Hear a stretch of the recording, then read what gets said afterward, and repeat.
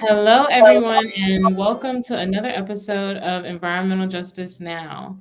My name is Leah Jones, and I am the Education Organizing Coordinator here at Virginia Interfaith Power and Light. Before we get started today, I'd like to do a brief land acknowledgement as usual. While we are on a video call and many of us are joining in from different places, we want to remind ourselves that we gather on the unceded land of the indigenous peoples.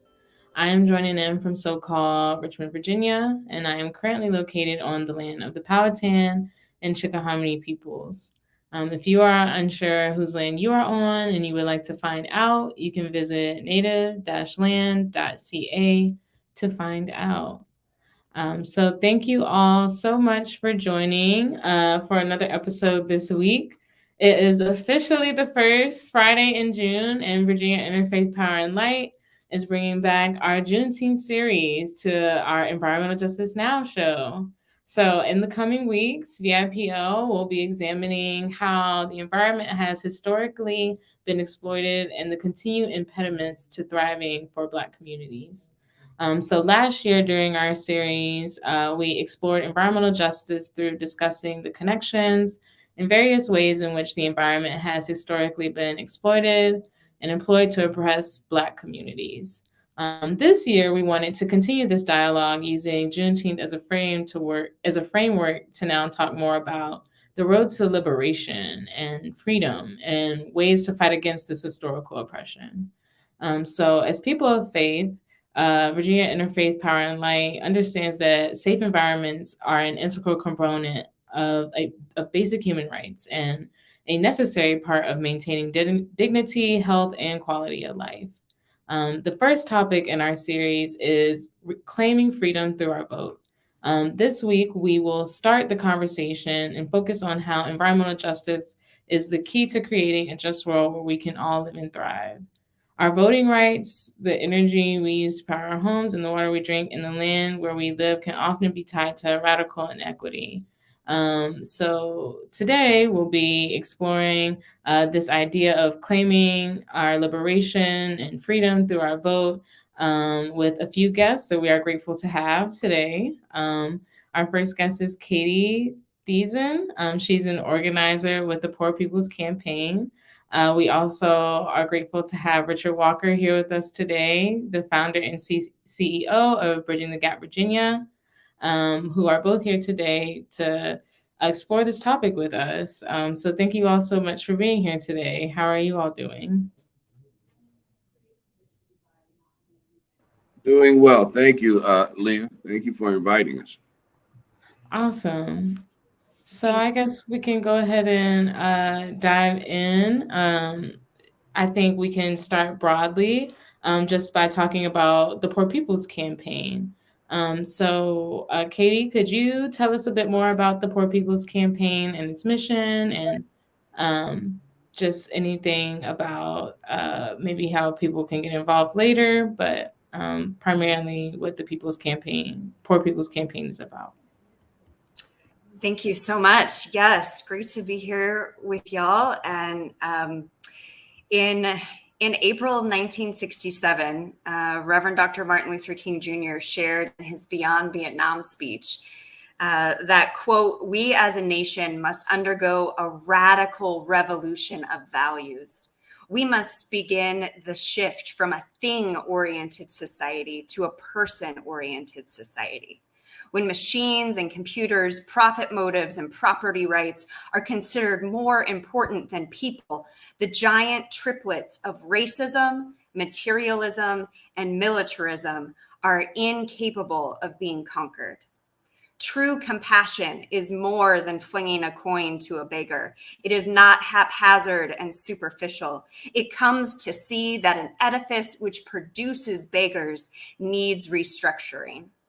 A true revolution of values will soon look uneasily on the glaring contrast of poverty and wealth. A nation that continues year after year to spend more money on military defense than on programs of social uplift is approaching spiritual death." For the Poor People's Campaign, a national call for moral revival, is the revival of the work of Reverend Dr. Martin Luther King Jr. and thousands of leaders who began the movement in 1968. As we just heard, Reverend Dr. King said in another quote, "We have moved from the era of civil rights to the era of human rights." He shared that it is unhelpful to desegregate lunch counters when people cannot afford to buy a hamburger once they're inside. He shared at that time that we had a moral crisis in this country when there were 40 million people who were living in poverty. Today, there are at least 140 million. Now let's sit with that for a minute. There's at least 140 million, almost half of us who live in this nation, who live in poverty or low wealth. And Reverend Dr. King shared that the evil of poverty is intertwined with the evil of systemic racism and with this war economy that we have and the militarism of our streets, as well as our militarizing of this world. Dr. King named these triple evils then, and the campaign names those same three evils now, while also naming the injustices of ecological devastation and the distorted moral narrative of white Christian nationalism. All of these injustices are so interlocking, one will not end until they're all ended together. So the movement is building what Reverend Dr. King called a new and unsettling force of people who have little or nothing to lose, as systems have denied access to the abundance that exists. So Reverend Dr. King shared that we have the means to end these evils. We just have not yet had the political will. And we have to build this movement to end these injustices together. And this movement has to be a fusion movement, crossing all lines of division.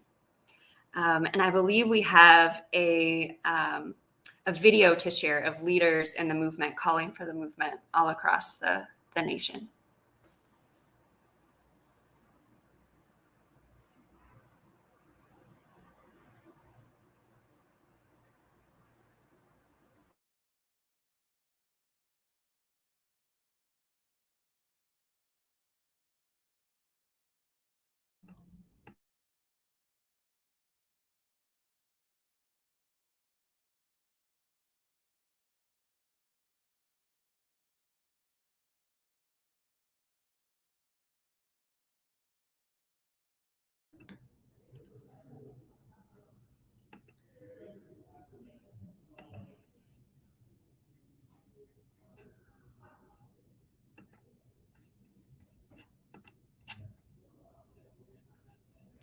I think we're having some technical difficulties. Oh, yeah, that's all right. But here we go. We can do this. Thanks for your help and thanks for y'all's patience.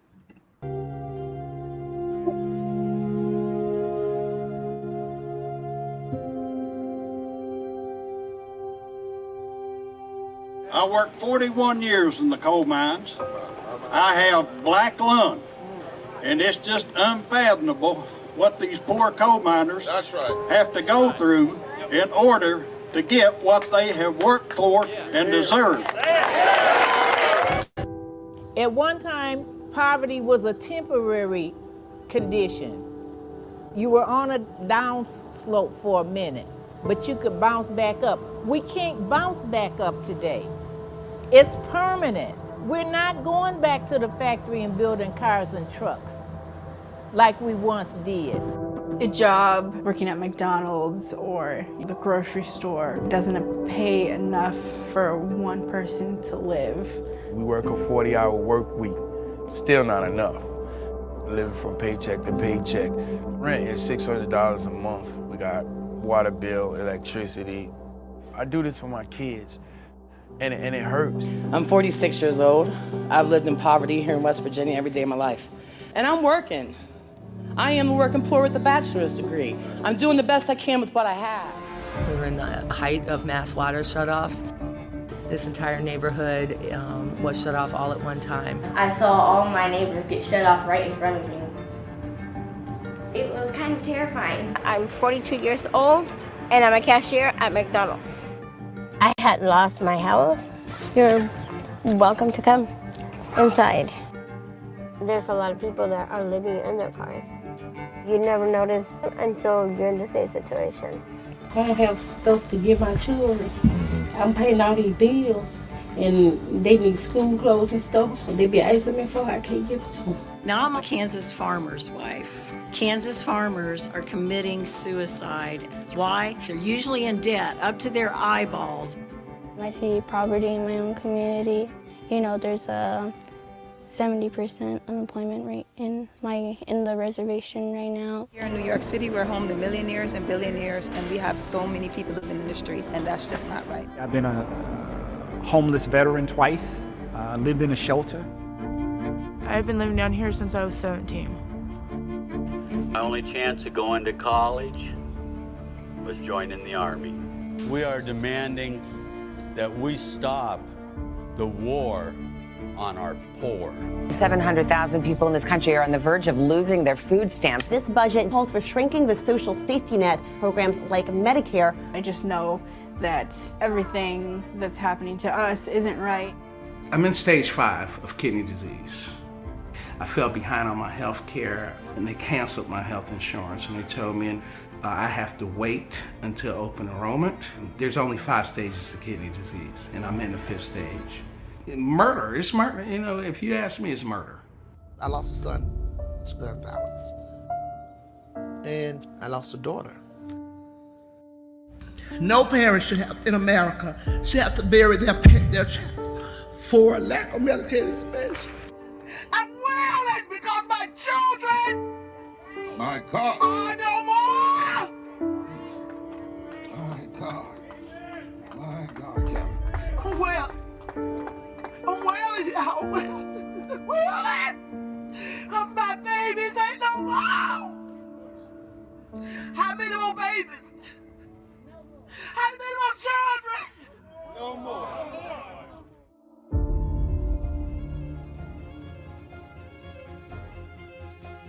I want you to know that when hands that once picked cotton join hands of Latinos, join hands of progressive whites, join faith hands and labor hands and Asian hands and Native American hands and poor hands and wealthy hands with a conscience and gay hands and straight hands and trans hands and Christian hands and Jewish hands and Muslim hands and Hindu hands and Buddhist hands. When we all get together, we are an instrument of redemption.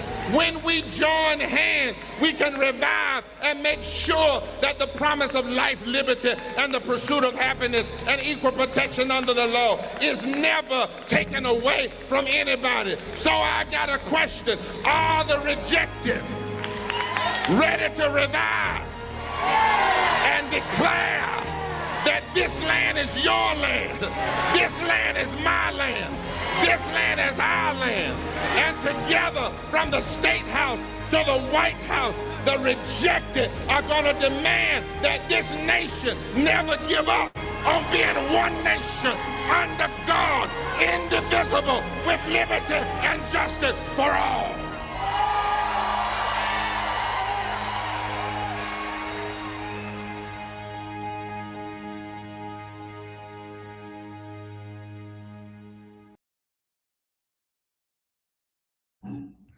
Thank you so much, Katie, for sharing that powerful video with all of us. Definitely a strong message there. I think I want to pick up from where the video kind of left off, and maybe move us forward now to talking more about this campaign call for a moral revival, and maybe connecting that to injustices of voter suppression. And maybe even then how we see that connecting to in this oppression and this fight, connecting to our own faith or spirituality. Can either of you speak to that in any way? This campaign call for a moral revival, and connecting these injustices of voter suppression to our ongoing fight for our neighbors, connecting to our spirituality, our faith. Well, you know, I'm considered a baby boomer. It was ingrained in me since a child that I vote when I turn 18. It was ingrained in me as a young man after a result of being told and watching and seeing the challenges and struggles for particularly communities of colored folk to get to vote. You know, they were beaten by police officers. They were attacked with dogs. They were sprayed with water hoses just for the right to vote. You know, today the same issues are still facing us. You know, the right to vote.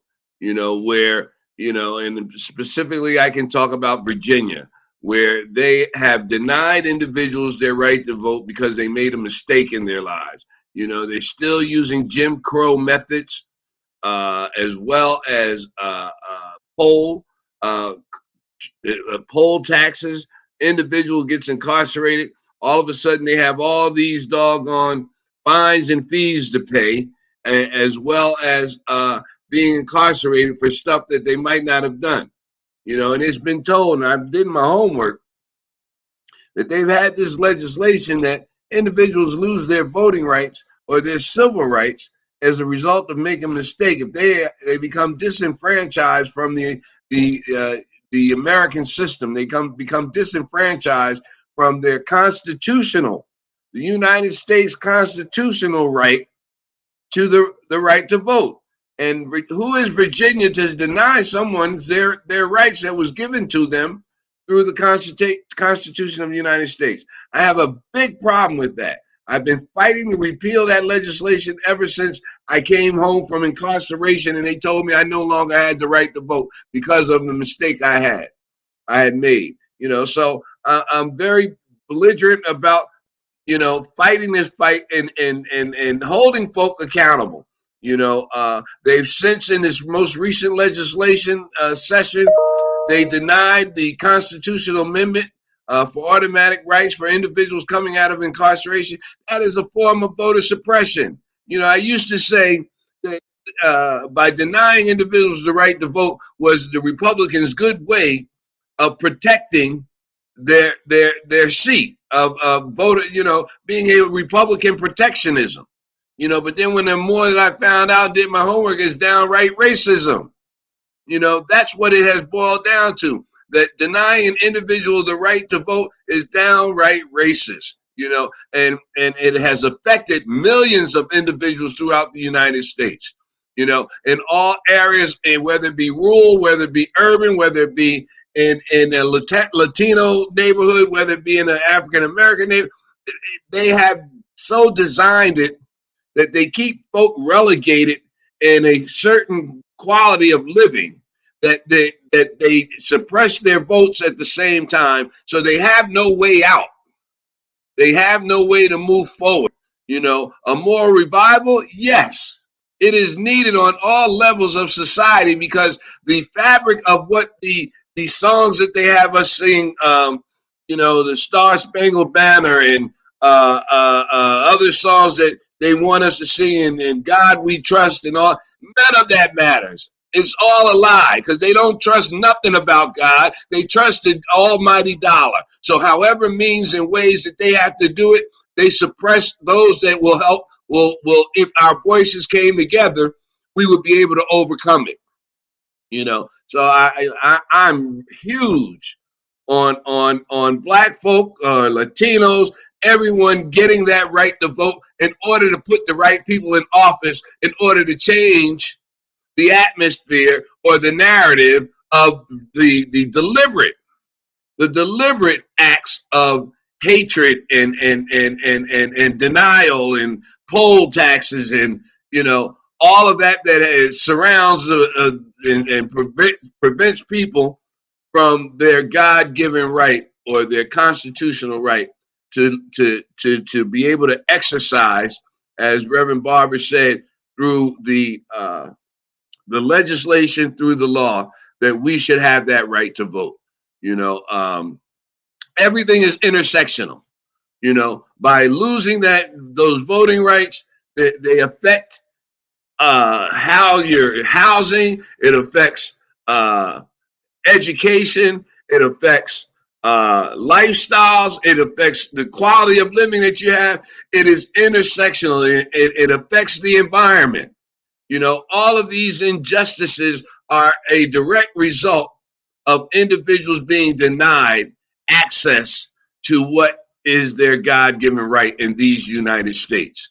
You know, so yes, you know, Reverend Barber came out to Buckingham, Union Hill, and we had over 1,000 people in attendance, and to fight this monstrous Atlantic Coast pipeline and compressor station, you know, and all that was big business thinking that they can come into an historical African American community and just roll over them. Just, you know, just do what they wanted to do, and with no regards of their personal welfare, no regards to their civil rights, their human rights. You know, this is a human rights struggle we're in right now, because individual humans in these United States are being treated as second-class citizens.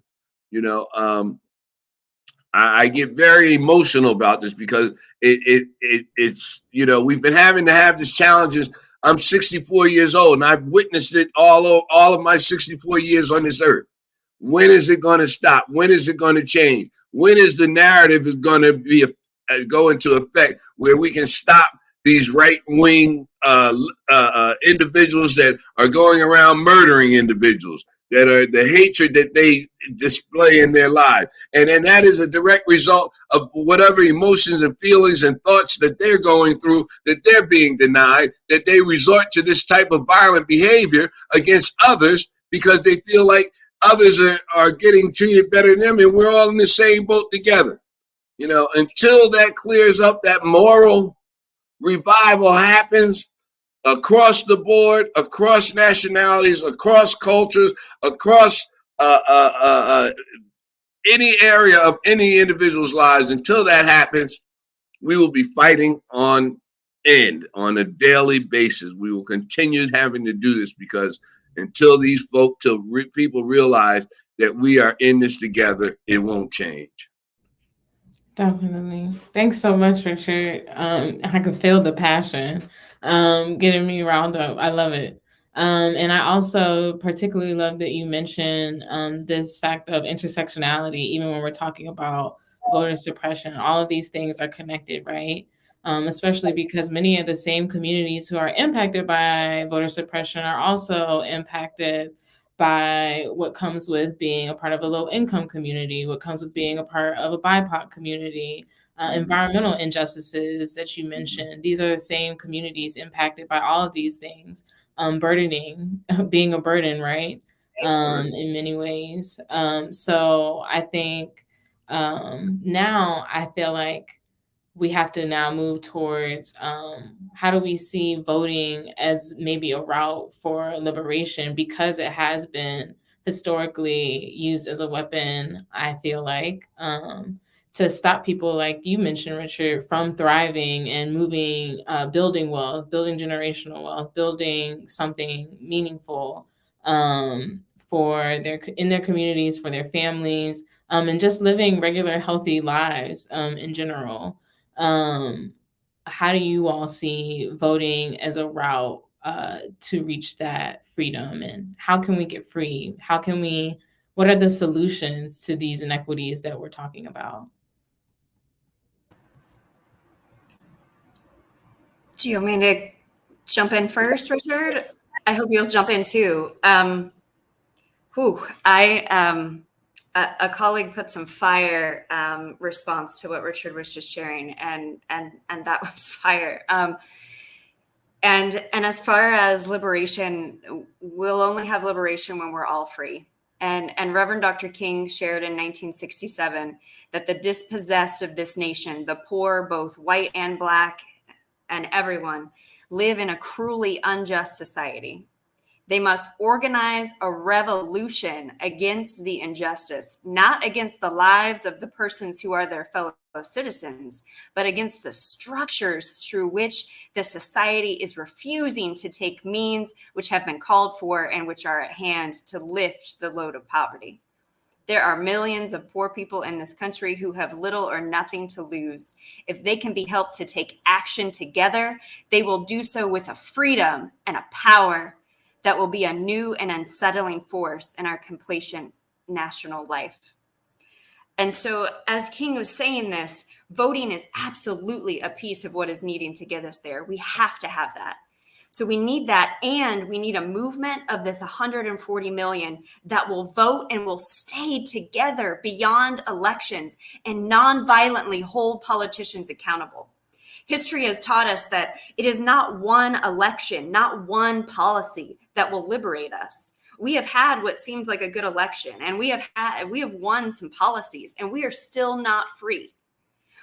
We will only be liberated when we create a sustained fusion movement, crossing all lines of division, as Richard said, and come together to non-violently battle these injustices. One of the other quotes that Martin Luther King also made was, I am not to be judged by the color of my skin, but by the content of my character.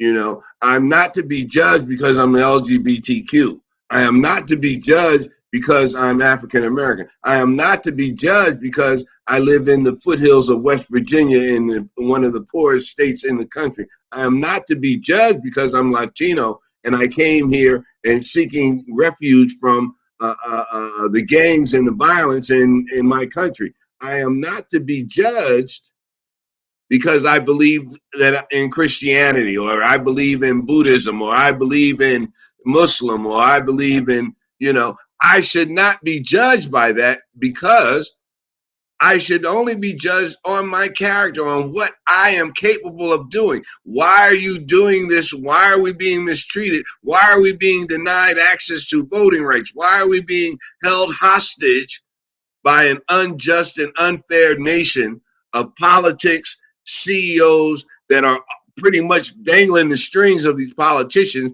because all they have to do is line their pockets up, and they're going to make the decision based on what the CEOs and the corporate greed is asking for. All of this must change. We must get to that point that those 140 million individuals, as Katie said, have to come together and march on Washington and register to vote to help make the change happen. We can't keep talking about it. We have to be about it. And that's the only way that change is happening. The moral revival, the work and safety of individuals through the Poor People's Campaign, at some point, we're going to get there. We're going to make sure that folk that are living in, like I said, in poverty and at poverty in West Virginia, and they don't have to be black because they're impoverished, coal miners that are no longer being able to, pull out coal, that are dying from black lung disease, that this country is not helping to keep alive, or not helping, but they've been producing for these fat cats to make all the money, and then they treat it like they're second-class citizens. A moral revival is needed, and it's going to be ongoing, in order for us to get to that point where voter suppression is no more. So I do have a question that I think may push back on both of you just a bit. I think just listening to what Richard was saying earlier about growing up during his generation, hearing it being drilled into him, go out and vote, go out and vote. You have to register to vote, making sure that that's a priority for you as a citizen. I think it's interesting now, like moving forward, thinking about me growing up and where I'm at right now, even, and thinking about how, in many ways, I feel like I've had the opposite experience. I don't know much about, I wasn't very encouraged to go out to the polls and vote and be aware of when elections were and when registration deadlines were, that sort of thing. And I think that really speaks to also maybe where a lot of where folks' headspaces are in terms of my generation, maybe feeling frustrated and feeling disappointed, in many ways, some cases hopeless, related to the ineffectiveness that some people feel in regards to voting, or even in some ways the failure of our democracy, as we've seen over the past few years, especially. So what do you all say to the people who feel like this? How do you feel like we should respond? How do we keep, I guess, hope alive that voting does have the power that it seems like it has historically had? Katie, briefly, if you will, all of these resistant groups and all that you said in the past 2 years, Black Lives Matter, and all these organizations that have come out against all of the brutality and the senseless murders and going against the police, and a lot of those folk, they would have a major impact. Your generation would have a major impact if you stood out and got folk in your generation to go out and vote.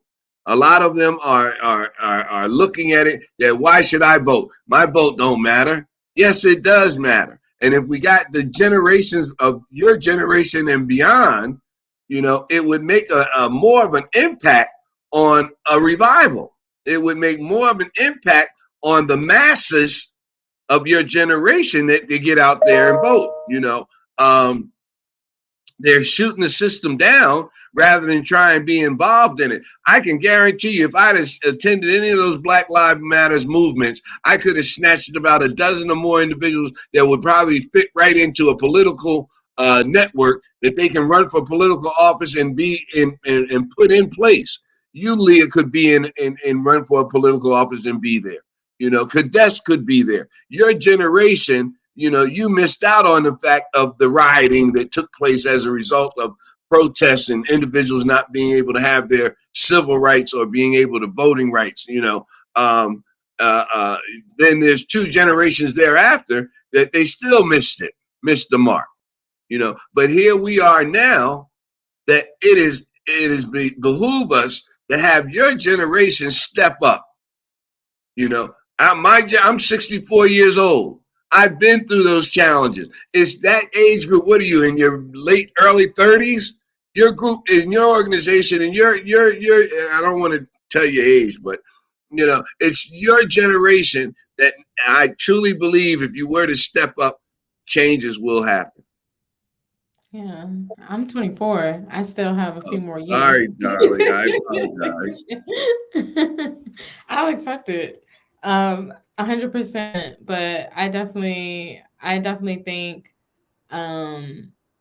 that's a positive way to think about it. And I think it's just definitely about finding a way to grab folks' interests and, bring them to that realization of it does have an impact.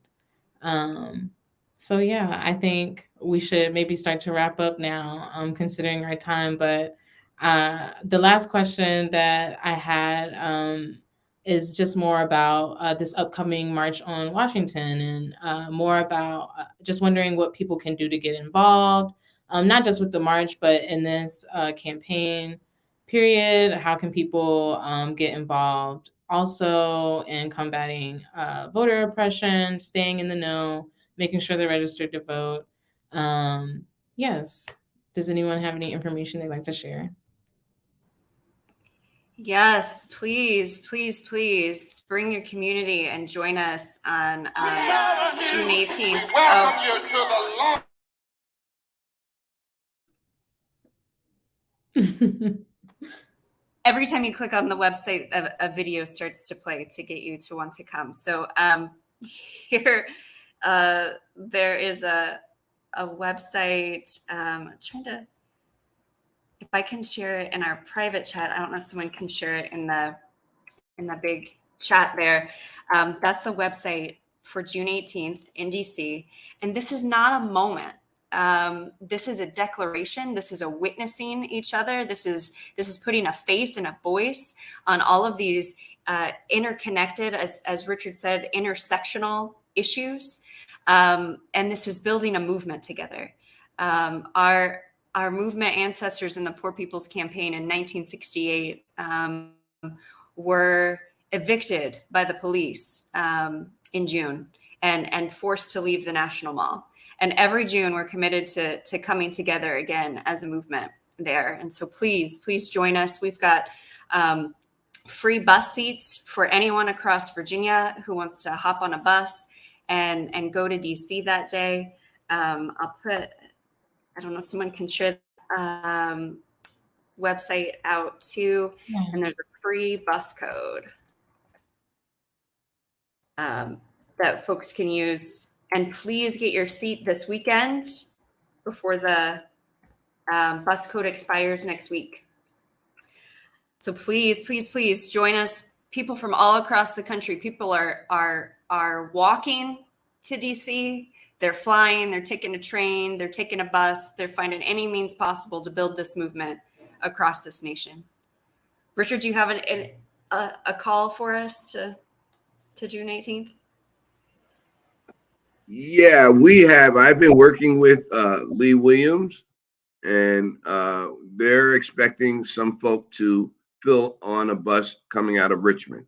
So we're asking that if you go on, you can register for that seat. And as Katie said, that the availability is winding down. And we want you to be a part of the movement. We want you to be a part of the day. We want you to be a part of the calling out of the legislators and the CEOs, corporate greed Mongols that have been pretty much, usurping any type of respect or credibility or part of a lifestyle that they so freely enjoy. So please come out and join us on the 18th in Washington, D.C. All right. Yes, hope to see some of you all there. Thank you. I just have to say thank you so much to Katie. Thank you so much, Richard, for your insight today, for your passion and all of the work that you all are doing. It was great to have you all here to learn and to be in conversation. For everyone watching at home, thanks you for tuning in. As usual, we'll be back here again next week, same time, same place. If you would like to keep up with what VIPL is up to, you can always join our supporters list by joining this link here on the screen. And we will see you next week, continuing our Juneteenth series. So thank you all again and have a great weekend.